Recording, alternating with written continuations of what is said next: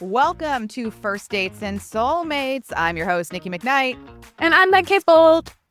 And this is the podcast where we just want you to be the best version that you can be with some huge biceps. And we need you to do more burpees. No, we really don't. No burpees. No, we really don't. Is required. So we are continuing our theme here in January of self-improvement, wanting to create better lives for ourselves. And today we are talking about the 2016 release by Australian author N.R. Walker, The Weight of It All. Meg, what are your feelings about this book? I loved this book more than I thought I would. Because normally with the way that I like to read books, I very much like books that are more kind of high angst, high external conflict. And this book had no external conflict. It was all, if I had to say like this doesn't feel like a romance. This feels like an women's fiction. Oh, interesting. Okay, tell me more about this because I'm fascinated. So I would say that often when you see a romance novel, right, it's technically it's two or more people who have a happy ever after. So it is technically fitting that description of a romance novel. But often with women's fiction, the focus is less on the relationship between those two people and more about the character arc and transformation of the protagonist.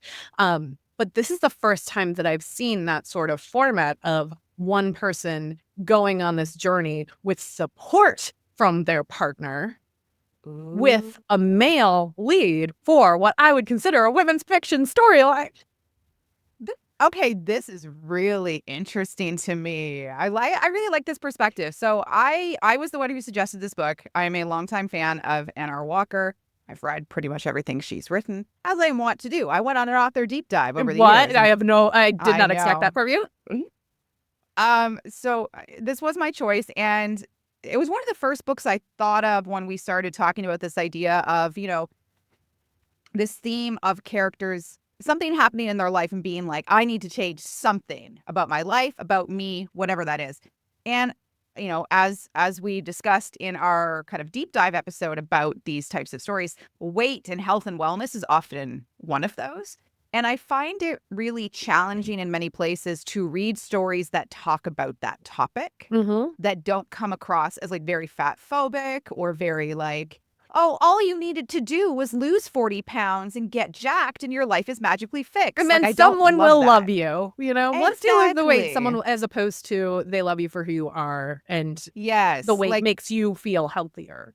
Yeah, like a lot of times the stories, they tend to prioritize the singular makeover of you lost a lot of weight versus prioritizing multiple mini makeovers that can be both physical and psychological. And that is what I really, really enjoy about this book. So I will give everybody just a quick logline of this book. It is set in Sydney, Australia. Most of N.R. Walker's books are set there. So after being dumped by his longtime boyfriend for being overweight, financial actuary Henry Beckett decides to make some drastic changes in his life. So he does the most frightening thing he can think of. He joins a gym. There he meets Reed Henske, who is a personal trainer. Jacked, beautiful, wonderful. Everybody at the gym loves him. He is sick of people who are only interested in him for what his body looks like. And as they start to work together, they build a beautiful friendship, which turns into a romance. They bond over food and recipes and Henry's complete lack of filter with everything that he says.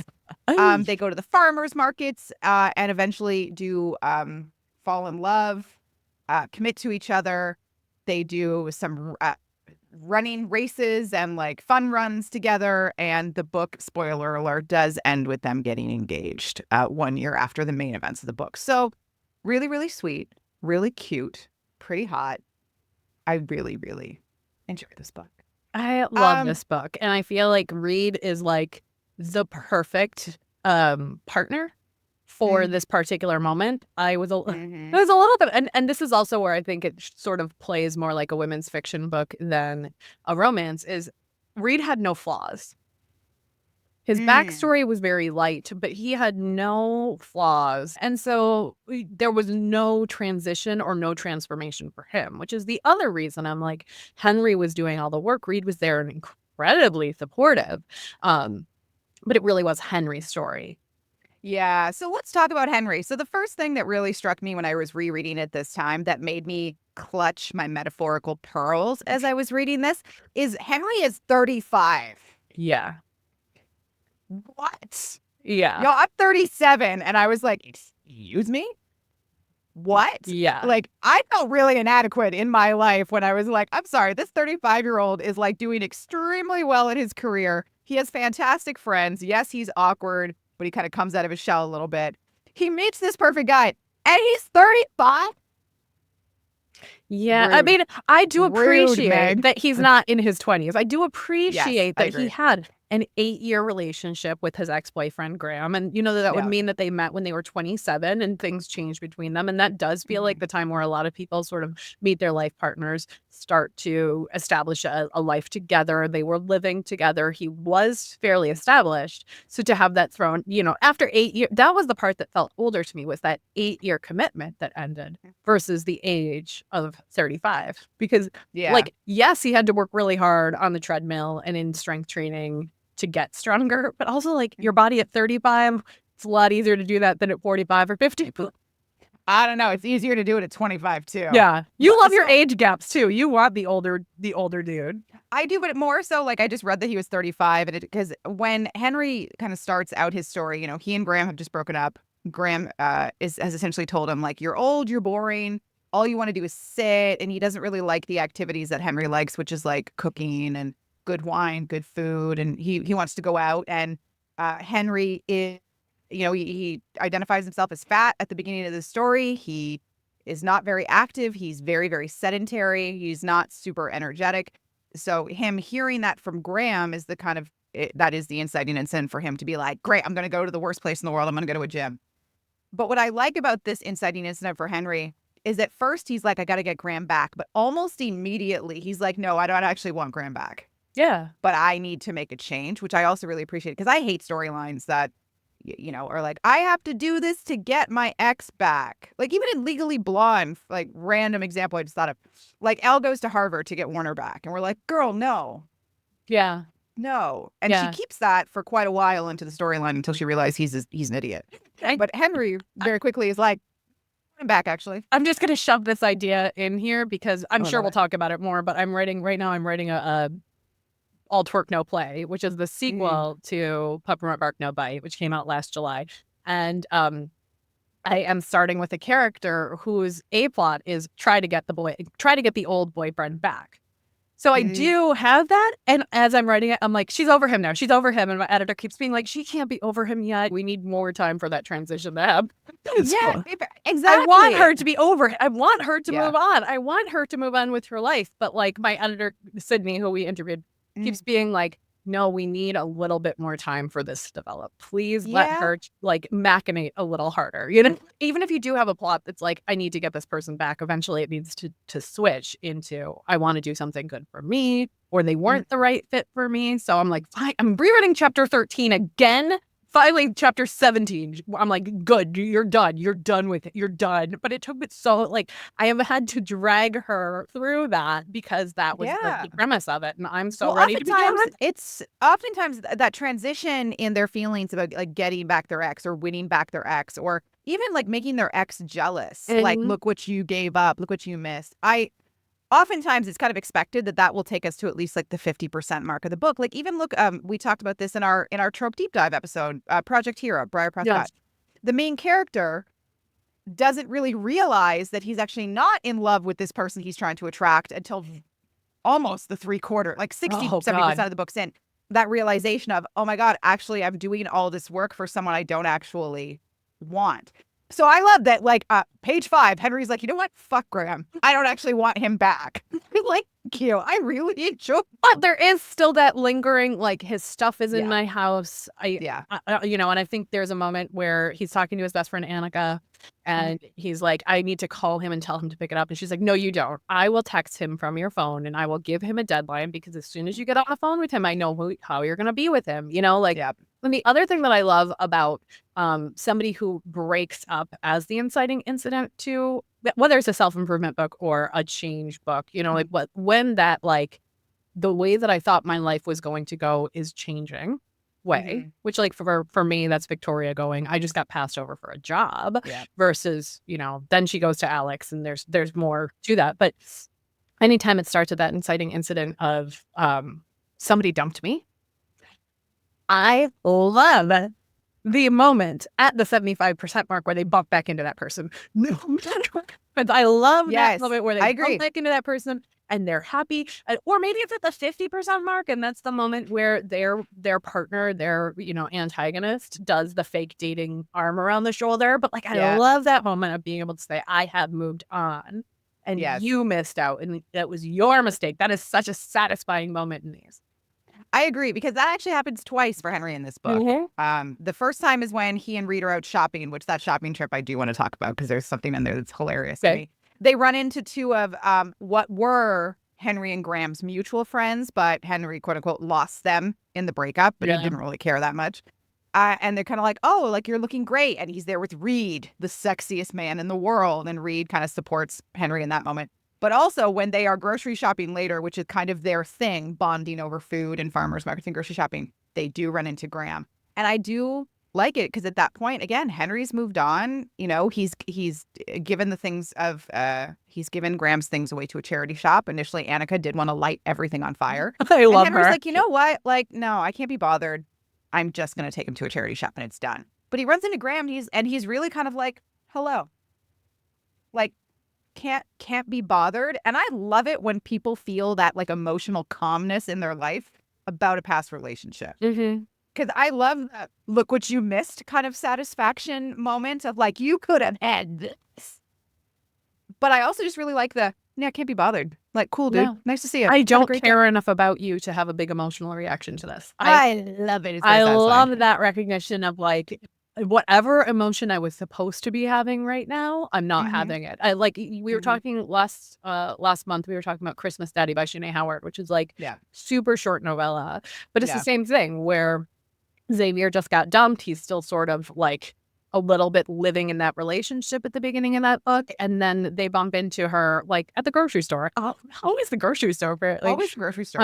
And then, you know, they sort of do the fake relationship thing, even though she's supposed to be fake dating her brother, but, you know, life. And then later on, she calls him to, like, oh, don't you miss Christmas with me? And he's like, no, I don't. Really. You know, like, there's such a satisfaction in that. And in that one, you only get May's perspective. You only get the protagonist. And so all you hear is him saying, like, yeah, I miss that too, you know, like, or whatever. But I love those little touch points of grieving an existing relationship, grieving a previous relationship. But also recognizing that it wasn't perfect and it wasn't everything that you wanted and you're better off now. And maybe both people are better off now. You know, I'm writing Twerk. It's like, I'm taking the ex-girlfriend of the protagonist from the previous book and bringing to it. So I know from the first moment. Who knew we were going to love Victoria, but we do. We love Victoria, but you shouldn't. Like, I wrote her into that book as the other woman in a way, and as the ex-girlfriend, as the threat. And then you bring her in, and by the time it's done, they actually, I just wrote this conversation with Alex Victoria where he's like, we were miserable together. Don't you remember? You know, like, we're so much better. Yeah. Now, both of us are better now than we were then, and by the end of it, they're in each other's weddings by the end of the series, you know. But, like, it's okay to have those people from your past come into it and not necessarily be thrown out, but you have to work a lot harder. Yeah, in a standalone, you can't do that. In a series, you can play with it a little. Yeah, you got a little bit more of a journey you can kind of play with. So, one of the things I'll say I admire about how the story is told with Henry is that Henry doesn't really change too much in terms of his personality. I would really like to be friends with Henry in many ways. He kind of reminds me of me in some ways. Like, I think I'm one of the funniest people in my friend group. There's that moment where he goes out drinking with Annika, and she's just waiting there with schnapps, and then he wakes over and hungover the next day, and she's like, "You sang Les Mis on the table," and he's like, "Please tell me that I sang it wasn't Drink With Me, it was the other." She's like, "You sang Drink With Me." He's like, "No, that's not the best song to sing in that moment." No, it should have been like I think he said it should have been One Day More or something like that. I don't remember, but yeah, he then he starts having a debate of I sang the wrong musical theater song when I was drunk. It just cracked me up. Because he is still, and Henry does go through a little bit of a transformation at work. He is an actuary. He likes it because, it's fairly kind of, I'll say, structured. And he does have a lot of responsibility at work. He ends up taking on more responsibility as he starts to kind of come out of his shell at work. But he doesn't really talk to a lot of people because Graham has always criticized him on his lack of filter and how he should kind of hold himself apart from people at work until they get to know you. You don't want to scare people off with how you talk and like rude, Graham. Oh, rude. But, as he gains confidence, he starts to bring in some of the food he makes for morning tea, which starts everybody else in the office starting to contribute food. He kind of comes out by accident when talking about this Les Mis incident when he says, please tell me there's nothing on the YouTube about gay man sings Les Mis in bar while drunk. And he's like, oh, shit.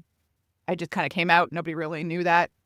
So it was Can You Hear the People Sing? But was the Can thing You Hear that the he People thought Sing? he should have been singing. I agree with him. That should have been. I'm not a huge fan of Les Mis. That's a much better. Like, Drink With Me is really depressing, but Can You Hear the People Sing is like a rallying cry. It would be so much better at the bar. It's essentially Les Mis' version of like La Vie Boheme. That's the one you sing in a bar when you're drunk, even though La Vie Boheme is a stupid song. That's I love La Vie Boheme. Are you serious? Oh, I hate Ren. I can't believe it's been a year and we haven't talked. I have the entire musical memorized. Oh, I do too. I think it's trash, but I still have it memorized.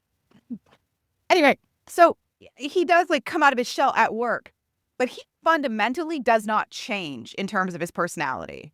He's still sarcastic. He still complains about every time he has to go to the gym. He's still like, goes out with his friends. Like, I love when he gets to the gym and even though he's like fighting it, he's like, okay, is this the form where I also fill out my funeral plans? He's so but so clever about it that I instantly understand why Reed is attracted to him because he's funny, because he makes Reed laugh. Hilarious. And so much of Henry's insecurity around Reed is all the other more like physically fit men who are hitting on Reed all the time, but all they care about is like, oh, what's your protein shake? Like, how much can you bench? How much you bench? They don't make him laugh. And I think that that's such an important and underrated part of a relationship is enjoying each other's company and not just like being attracted to each other. I love it because if we look at, again, this idea of Henry doesn't really change personality-wise. He's just as sarcastic and witty as he is at the beginning as he is at the end. Because, again, a lot of times when we see people go through kind of like this physical transformation story, they try to change their personality. I'm cooler. I'm more aloof. I'm not going to talk about my interests. I'm going to talk about the interests that I think are attractive to other people. Even like 40-year-old virgin, Steve Carell's character, he has to like put away his action figures. He has to like not talk about nerdy things because that's not sexy, but ultimately the right partner thinks that's cool. Henry doesn't go through that. Henry is like, I am this like sarcastic, witty, hilarious person who's going to bitch about a lot of stuff, but I'm very caring. I'm very lovely. He doesn't put on a front to be cooler to people like Reed. He's just, this is me. This is who he is. And if you're going to hide it, he's not ever going to put on a front. He's just going to hide, physically hide in my office. He has that amazing assistant, Melinda, who's the only one who knows him. And I loved Melinda and Annika. She's so good. Does Annika have a story where she gets together with Sean? No, I think that would have been really funny, though, I would have loved that. I would existed. love Melinda's. Like, isn't that on our bingo card? Like the quirky best friend that we want to have a spinoff?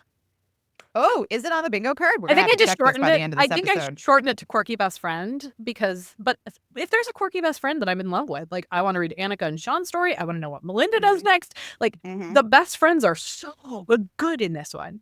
They really are.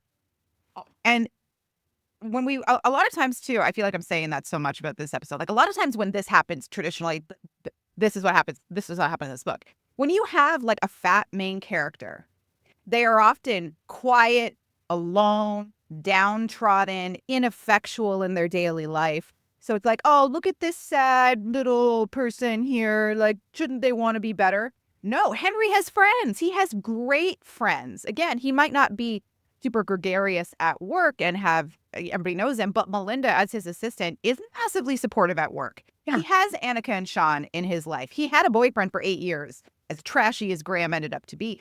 But like, he was never this character. There's another one. And he is successful at work and on par for a promotion. Like, very true. His boss, when when we finally meet his boss, he's been filling in for her while she's traveling for work, and he's taking on more responsibility. People are seeing him in a leadership role, and even though in his mind, because we're in his POV, he says like, well, I don't talk at work. I don't tell people these things. Melinda's there to give him the reality check, which is yes. But after you pointed out how good this person's report was, they preened for a week and they got a promotion because of it, because you pointed out how good it was. People are listening to you. They do respect your opinion. And then you can bring yourself into it, and it doesn't have to be, can you hear the people saying on the table? But there's other weirdos there that he didn't know were weirdos until he started accidentally telling his weirdo story. And he's like, oh, actually, I think I like that guy. Yeah. What was it? What was his name? Like Ramesh, I think. All of a sudden said something kind of like inappropriate and awkward. He goes, maybe he doesn't have a filter either. Yeah. Maybe he's just like me. Or maybe I'm not the most inappropriate. There you go.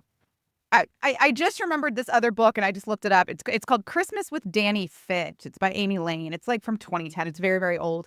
But that is kind of an example of a character who, is alone, very lonely. His best friend is his mother, and she's very unhappy. And he finds this DVD fitness guru named Danny Fit. So he starts doing the DVDs, and sexy times ensue with the DVDs. But he is one of those kind of like alone characters. He has an office assistant that he ends up with because the office assistant is like, I always saw you, is kind of who you are. But that's a little bit of a different structure in that this main character who decides to go through this change is very, very alone. He's very isolated, which is still nice when he does get his moment of like, he actually gets to meet Danny Fitch sometime. He gets an autograph for him. It's kind of fun. And he ends up with his assistant. But he had a huge like personality climb to change and come out of. Versus, or again, Henry doesn't. He's just like, I'm fantastic this entire time. He still makes mistakes. When talking to Reed, and Reed kind of calls him on his shit of like, you're also judging and making assumptions. And he's like, oh my God, you're right. I am so sorry. So he still does kind of like fuck up, but he doesn't intrinsically change, which I love. Yeah, his personality remains, and he is just growing into his personality and allowing people to see his personality and becoming more secure in who he is. Like he knows that Annika and Sean and Melinda are all going to support him no matter what, but he can sort of show who he is to a larger audience and group. I want to talk about Reed. Of course you do. Holy shit, Reed. So again, Reed, personal trainer at the gym. And when Henry first walks in, he's one of the first people that he sees. He meets Emily, who's working at the front desk, who's a fellow trainer, but he sees Reed and he's like, holy, who is this blonde Adonis godlike, beautiful man? So Australian, So Australian. We find out later he's got like the Adonis like V muscles. Mm-hmm. He's like super jacked, super strong, and he's the one that kind of does Henry's like orientation, like let's do your form, which, as you said, is this my funeral form?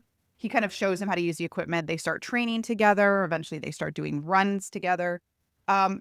And everybody looks at Reed as like this beautiful, beautiful human, which he is. But he's got a lot behind those beautiful, beautiful muscles. He's very, very sensitive. He's so... Again, I like so much. I love that moment where Emily, as the best friend, as Reed's best friend character, comes out and she's like, if you hurt him. Or like, I think she pulls Henry into the room, and Henry's like, is this the if you hurt him, I will kill you speech? And she's like, yeah, it is. Yeah, but also, like, he may seem so strong on the outside, but he's just got this soft underbelly. And I love that in a character where they're so physically strong, but some of their strength is their sensitivity. Oh, my kryptonite, man. Yeah, it's so good. Like, yeah, so talking about sensitivity again, we're talking about body image here a lot in this book because Henry is trying to get in shape. He's trying to get stronger. He's trying to lose some weight. He's trying to get more energy. So he sees Reed as like this really beautiful person, and they develop this really great friendship, which I definitely want to talk a little bit more about. But this the conflict in this book, such that it is, kind of comes to a head when Reed invites Henry to come to like the trainer challenge at the gym, which essentially is they're doing like a CrossFit like WOD almost. Like, come watch us. We're all going to compete. It's really fun. And he goes, and all of the good, happy feelings he had been having in coming to the gym and how he looked, they kind of get like popped like a balloon when he sees Reed surrounded by all these other very strong trainers, because they're all showing off a little bit. It's a fun little trainer challenge. He's like, oh, Reed's in a singlet, like a tank top. Oh, I can see these muscles. But as things continue, he starts to feel extremely inadequate. And he's like, they've been starting to have, some romantic tension, perhaps. Henry keeps saying to Annika, no, he's so out of my league. We're just friends. And Annika's like, I think he really, really likes you. You should do something about this. But he walks out and he cancels their quote unquote not dinner date that they had arranged for after the challenge. And he goes home. And Reed is kind of like, what the fuck, dude? And I like that at the same time that Henry is saying to Annika, he's out of my league, nothing's going to happen. Reed is saying the same thing to Emily. He's saying, like, he's so successful in his career. He owns his own place. He has a car with a parking spot right downtown. Like, he's so successful. Why would he be interested in me? And so you see some of that insecurity where one is more of a body insecurity and one is more of a career insecurity. But they are eventually, like, evenly matched in that they don't feel like one is out of the league of the other one. Yeah. And at some point after this incident of, because they've been, bringing each other, like Henry's been cooking for Reed and, bringing him things. So they had said like, okay, after the trainer challenge, come to mine. You'll cook me these lamb things that you've been talking about. It'll be great. After he leaves the trainer challenge, he had a text who goes, you were great. So happy you won. Because of course Reed wins. I'm not feeling very well. I'm going to have to cancel for tonight. And then he kind of ignores Reed's calls and texts the rest of the day. So when he does go back to the gym, he's kind of ashamed about it. Reed is kind of like feeling some kind of way. And Emily is like, Henry, that was a date. And he's like, no, it wasn't. He said it was a non-date.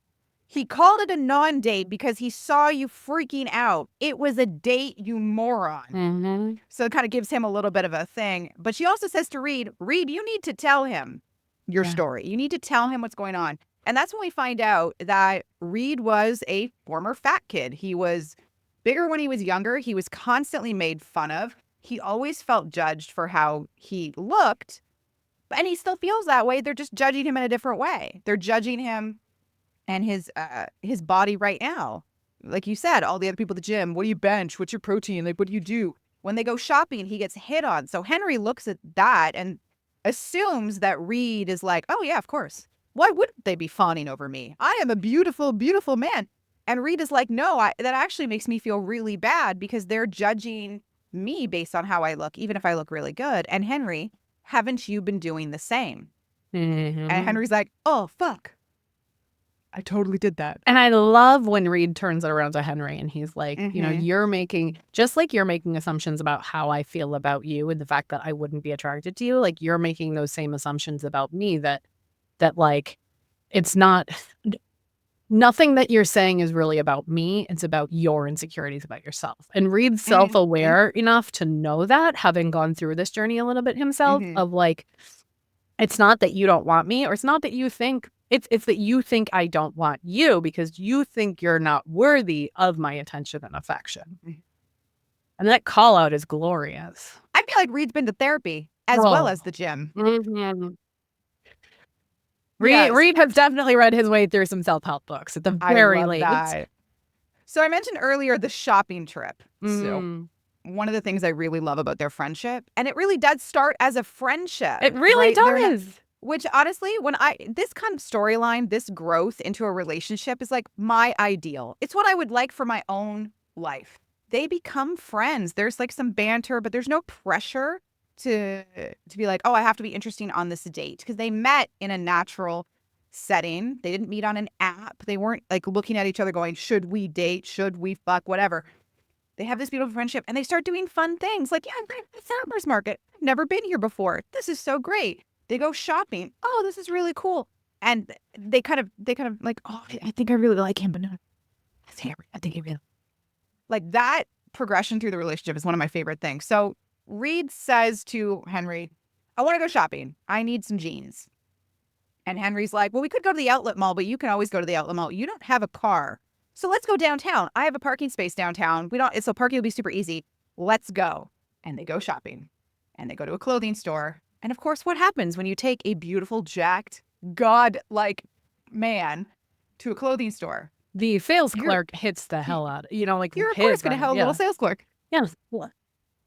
So I love this because we kind of see a little hint of Reed still dealing with like this concept of body image, even as he is beautiful, because he kind of drags Henry to the dressing rooms with him because he's already being made uncomfortable by this, like, what they call him, like a little Twinkie sales clerk. And he puts on a pair of jeans and he comes out and Henry's like, holy fuck. Yeah, those look good. They look comfortable. Yep. By the way, they call him Chihuahua Boy. They do, but what's his full name? Like his shameless sodomy, the muscle daddy. Yeah. So, this guy is like, stroking his hand down Reed's chest. Those look so great. And Reed is like, thank you. I'm going to go back in the dressing room. Hi, boyfriend. You like to Henry. He's like, do you think so, boyfriend? Like, we're boyfriends. Yeah. We're boyfriends. Like boyfriend. This is my boyfriend. Yeah. He's going to tell me how he looks in my jean. And then Reed comes out in another pair, which is very tight. Mm-hmm. You can see everything. The bulge. Exactly. And Chihuahua Boy is like, oh, yeah, definitely those ones. And Reed is kind of like blushing. He's very uncomfortable. And Henry just looks at him and goes, no, you won't like those. They're not for you. Yeah. And Reed's like, thank you so much. Back in the dressing room he goes.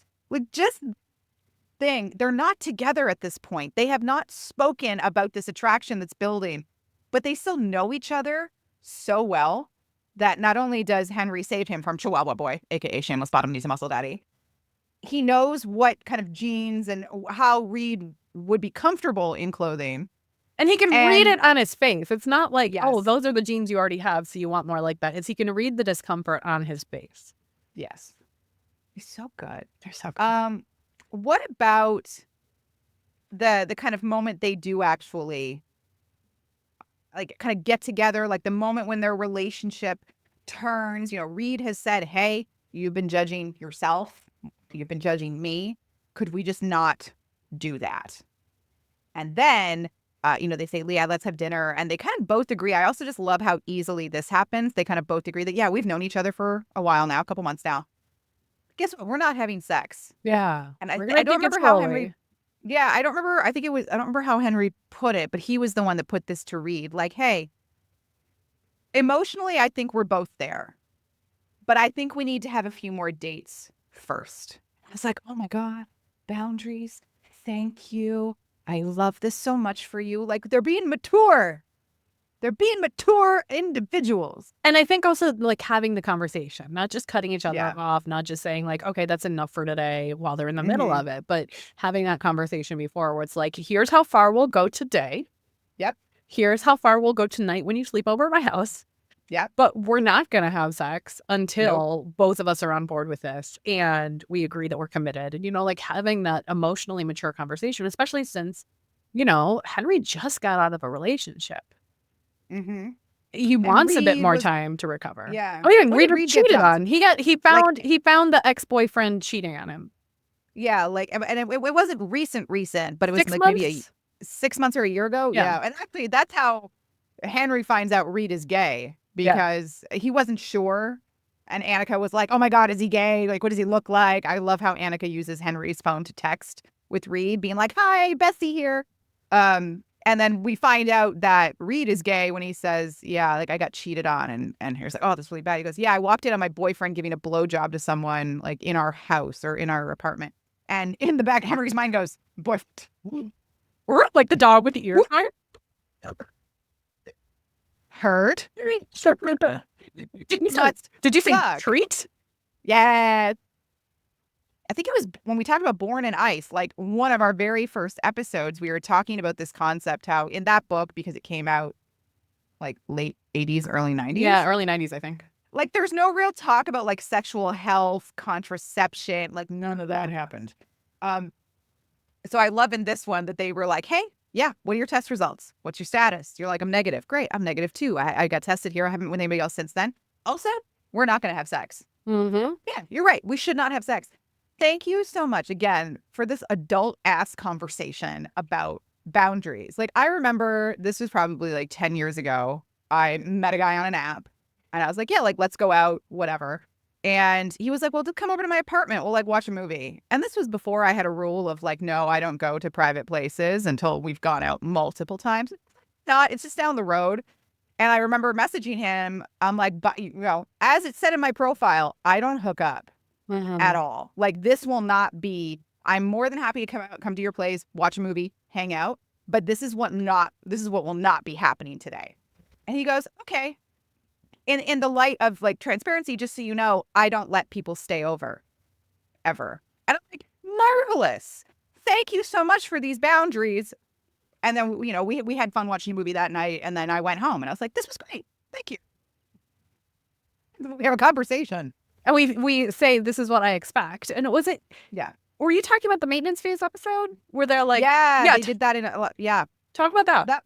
That was, I don't remember what episode I brought that up in. Well, I think it might have been a Patreon episode because I feel like I've listened to other public episodes and I didn't hear that part of the conversation. Yeah. So run me through I don't remember what episode it was, but it was this concept that they were talking about in when dating or when disclosing things. I think more specifically they were talking about dating apps, like not, in real life, but this also does happen, is that straight couples don't seem to have conversations about expectations and desires with physical intimacy.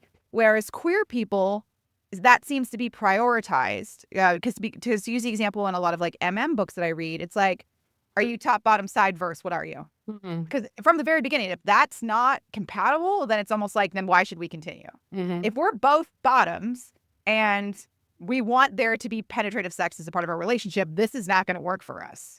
Or we're going to have to be very creative with how we do this.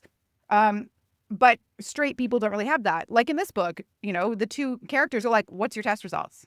I'm negative. When were you last tested? Like sexual health and sexual desire or preferences seems to be communicated a lot more upfront and a lot more straightforwardly in queer romance stories rather than in straight, which is like, you can be with someone for 10 months and then find out that all of a sudden they like to be pegged, like Annika's boyfriend, Sean. Where were we? I was just yelling. You were just yelling about being pegged is what was happening. Yes, okay. So again, I always like that. I like it when people have these like straightforward conversations about what they want. And when something like a misunderstanding happens, they just pause and they have a quick conversation about it. Like, oh, what are we not okay with? Like, even when they say, I think after one of like their heavy petting and makeout sessions, they want to shower, and doesn't one of them ask the other, like, do you want to shower together? Are you okay with that? Or would you prefer to do it by yourself? Are we not there yet? I think was the question. Like, yeah. I was like, yeah. And because I think it was Henry that asked Reed, because Henry was also, he was still, as much as he knew Reed was like a nice person, would not make fun of him, he still had that underlying doubt of, I'm about to be naked in a fully lit, bright bathroom in a shower, and I'm kind of nervous about that. And I think like there's sort of this like expectation in romance of after sex, if you don't fall asleep, you're going to shower together, and it's supposed to be the sexy thing. And I do not feel safe showering with, like, I like my alone time in the shower. Yep. And I feel like it's slippery and it's like, it's dangerous. Yeah. And so often they're too small and I am just not interested. Like, I'm happy to shower after sex, but like, I don't, that's my solo time, man. Yeah. Because I think we talked about it in another episode. It's like, there's always somebody who's not under the water and it's cold. It's cold. It's cold. And I want to like do my hair and I want to scrub the appropriate bits appropriately. And not be what Henry even has a bit after that, I think earlier on in the book, where they don't shower or they don't bathe together. And he's like, yep, I did my shower, which was great. I had to douche, which was not great, but we're done. Like, yes, logistics. The logistics of sex are happening on page. I love thank you. Like, nobody, even in the books, you don't usually hear about the prep work that goes into anal sex. And like, this one really went there. I mean, not like a heavyweight, it was a one-sentence throwaway, but it was there. It was there. Anything else we want to say about the weight of it all? Things all weigh. Weights are big. No, the weights of things. I loved this book. It took me a while to figure out it was Australian and not British, so that was a fun surprise. Like, I love that realization of a new author when you're like, oh, there's little colloquialisms And then there's a neighborhood mentioned, but not like, I drove my car on this side of the street. Yeah. Downtown Sydney. Like, it took me a minute, and that was always a nice little adjustment. So you recommended this. What is it that you ship the most about this book? I think it's how Henry and Reed's relationship progresses. I think, as I said, I think it is my ideal dream in life to have a relationship progress this way, where like we meet, it's super friendly. I like hanging out with you. And then slowly, you're kind of feeling those butterflies of, oh, I really like this person, but we're just friends. It's fine. And then it just all of a sudden you're like, you know what? We're both like, no, I think this is actually like a romantic relationship. I just love that whole transition. I think it's beautiful. It seems so low stress. Yeah. And I would love a relationship that is low stress. That you're just like, all of a sudden you look around and you're like, oh my God, I think you're actually my person. Yeah. How that happened. I love it. Delightful. Yeah, I love now.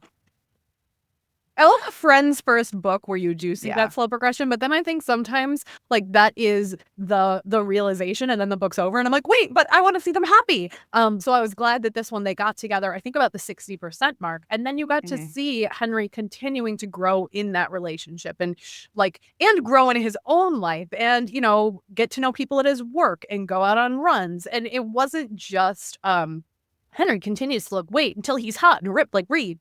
It was, and maybe this is the thing that I shipped. It was that Henry's life gets more vibrant. And Reed even says to him, like, don't look at the scale. Especially that first moment, that inciting incident and going in and meeting Reed and stepping on the scale and having that number on the scale be a shock to Henry in that initial moment. And then he's seeing his pants change size, seeing his energy change and recognizing these changes in his body and focusing on, I think in Weight Watchers, they called them NSVs for non-scale victories. And we never see Henry's weight again. Yeah. Because it doesn't matter. Yeah. But we do see that now he can run 7K. We do see that now he's running with his coworkers and doing that as like a workplace challenge. We do see him developing these new relationships. And that to me was the most satisfying part of it, is how rich his life became that had nothing to do with his weight. Oh, I think that is so well put, Meg. Because isn't that what most of us just want? Like, of course, we would like to look better, feel stronger. But at the end of the day, it's like we want to have energy. We want to be vibrant. We want to feel good as we move. Like, as a former personal trainer, just like as a quick sidebar, like that scene when Reed was kind of like checking Henry into the process. That's like, when did this book come out? Like, it's old. But 2016, right? 2016. So like 8 years ago, almost 9 years ago, like the whole idea of like, you're going to get weighed, you're going to get measured, we're going to take a before photo. Like, just that's what you do. Like, even that has changed so much. It's like, no, you ask them first. Like, do you want a picture? Do you want this? Do you want to be weighed? Do you want to do this? So, like, I don't think it's bad how it happened. That was just one of the things that struck me. I'm like, okay, this is a little bit older. Like, this book is not recent, because this would have been a discussion of, like, how do you want to track your victory? But to your point, I love that. This idea of a vibrant life, I think, is really the outcome that all of the characters we've talked about this month are seeking, irrespective of how they want to do it. Maybe it's their physical health, maybe it's their career, maybe it's their love life, maybe they want to have hobbies and they want to be more interesting.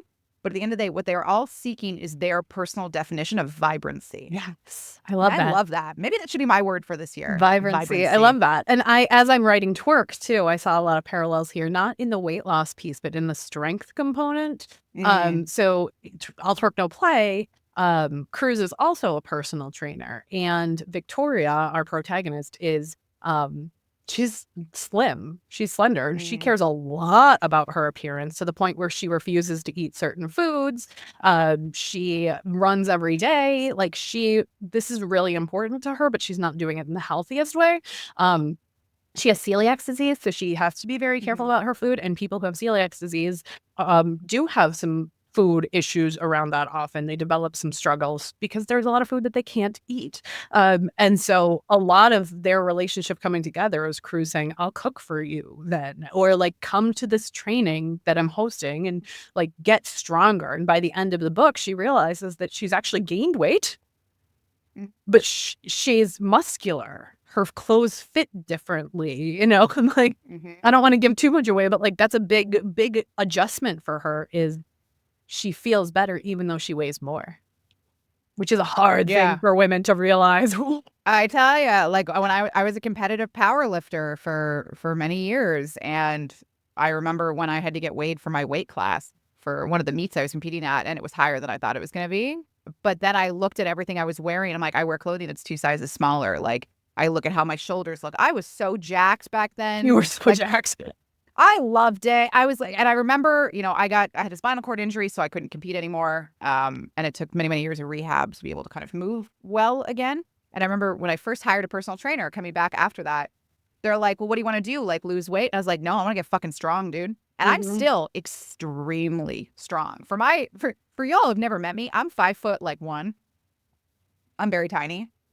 I'm strong like a motherfucker. I can still deadlift like almost 200 pounds. I can bench press still a lot. I am extremely strong for my size. And I fucking love that. I just wish I was a little bit more jacked, but I like cake right now, so that's just the way it is. And like other things are happening. You have some chronic things going on with your energy. And aging is fun. I love it. I love it. It's a great time. All right. Well, before we head into our final question of what we are shipping this week, hello, it's a new year. New year, new you. And you know what your new you does? You give reviews to podcasts that you love and listen to. So check out First Dates and Soulmates on Substack, Apple Podcasts, Spotify, wherever you get your podcast from. Head on over, give us a little rate, review, and subscribe. We would totally appreciate it. It would help us become our best selves to get that, external validation. Because sometimes we just want external validation too. And we would really appreciate that. Thank you so much. Meg, what are you shipping this week? Okay, I decided to go completely different from what we read this week. I am, and this is a recommendation from Andrea Jones, who we've had on the podcast. She's the person who introduced us. One of the things that she says is when she is like between books, or she feels like she just needs a comfort read that like takes her out of the world, she goes into Ruby Dixon's Risdaverse series. Now, Ruby Dixon, I have always known of her as Ice Planet Barbarians, which is sort of that's why I know series. The name. Yeah, but the Risdaverse is what Ruby started writing during the pandemic. It was like March 2020, and she was like, I'll just write like a chapter a week and release it because this lockdown will only be a short amount of time. And then she moved it up to a chapter a day. And then it just continued. So she has, I think now in the series, there are 23 books. Some of them she wrote beforehand and they just sort of set up the series. But that's sort of how this all began. Is she would write a chapter a day. And some books are 70 pages and some books are 400 pages just based on what the characters need. And so it's in this universe. And this is why Andrea recommended it. She's like, I feel like I can drop into any book in this series and know what to expect. Know that, whether they're on a satellite or they're on a space station or they're on the name of the planet that starts it all out is Risda 3. I will know what to expect. The world building is so consistent across all of these books. So the idea is that all of these books are human women. This does not sound like a comfort read when I explain this. I know. I'm kind of like, as a human woman, I'm like, there's a planet. I'm like, do we have a slave society? We do. So all of these women have been abducted from Earth. Usually they're all sold into slavery at some point, right? Like that's so weird, right? Many of them have been, sex slaves. And so there are some of them where they have, some of them where they haven't. But many of them have been sexually traumatized before these books begin. Sometimes the inciting incident is the end of that. And then they're sort of taken in by these alien males. And some of them, move more quickly. Some of the alien males have also been traumatized. Some are war veterans who are wearing prosthetics. Some of them are, convicts from a prison planet who escaped and need a safe place to go. So they go to Risda and they end up many of these women, even after they've been given tracts of land to say you're safe on Risda, like it's sort of like they brought in refugees from other planets and these women are getting tracts of land. But then like the alien convicts are coming in and being like, okay, I'll marry you to get access to your land and then I'll kill you. So there's a lot of marriage of convenience plot lines here where one of the women's like, I'll just hire a bounty hunter to kidnap me a husband and bring him to my house. And it's like, no, this is a really, really bad idea. One of them is a woman who's hard of hearing, but she feels like if she tells people that she's hard of hearing, then like a damaged slave is a dead slave. So she just pretends that she doesn't understand. Some of them are women who have been in sexual slavery and got purchased out by their partner. But always, once they get into these relationships, it's very consensual. It's very hot, but there's also a lot of like, I will wait until you're ready. And if that's forever, that's forever. And even though they often have these marriage of convenience, probably like a third of them in the series are marriage of convenience. There's always like, if it never happens, it never happens. I would still like your companionship. I would still like your friendship. I still want to be here with you. And so even though the world is hard, there's still a sense of respect and love that shows up in all of them eventually. And some of them are like love at first sight, and some of them are the slow burn friendships. So you get a really wide variety within the universe of ways that people are falling in love and partnering up and mating. And then you also get a lot of like, oh, we're from different species. So like, what is kissing? We don't do kissing in this society. So every time they have to explain what kissing is, which is like super cute. In some of the alien societies, it's like, no, that breaks sanitation laws. That's a hygiene. You're putting your mouth on my mouth. That's a hygiene problem. Oh my gosh. Well, honestly, I kind of agree with them. It's kind of gross. Like when you actually think about the exchange of body fluids in the human anatomical sexual acts, it's really gross. Oh my God. Just the word fluid. I'm sorry. Did I just hate your sensory reaction? Carry on talking about like sexual slavery. You're like, fine. I say the word fluid. You're like, duh. Yeah. I'm a complicated person, Meg. All right. What are you shipping this week, Nikki? It's a book this week. It is On Circus Lane by Lily Morton. I love Lily Morton. Again, oh look, I've read everything she's ever written. Surprise. So this is the follow-up, kind of, but it's a prequel, technically, to Merry Measure. I read that one. Which I've talked about before. Yeah, so like Merry Measure has Arlo and Jack. They're going to Amsterdam because Arlo's brother, Tom, is going to propose to his boyfriend, B. But that book is about Arlo and Jack against the backdrop of this proposal happening in Amsterdam. And when people read it, we were kind of like, well, where's Tom and B's story? And Lou's like, that doesn't exist. That was just like, you assume that relationship has started. So now, like 4 or 5 years later, she wrote Tom and B's story. Oh my God, it's so cute. It's so good because in Merry Measure, again, you only see Tom and B kind of in the background and how they interact. And you're like, oh my God, that's so fun. They're so cute. And B is brilliant and Tom is kind of silly. And they do make reference a little bit to like, oh yeah, when Tom and B first met each other, they hated each other, but they did not have their own book. Well, now they do. So you have Tom, you have B. Jack is also in that book with his shitty boyfriend that by the time Merry Measure happens, he's just broken up with him, Stephen. Love that. So you get to see more of how awful Stephen is. You get to see more of their friends, but they're essentially going on a road trip to Edinburgh over the holiday season.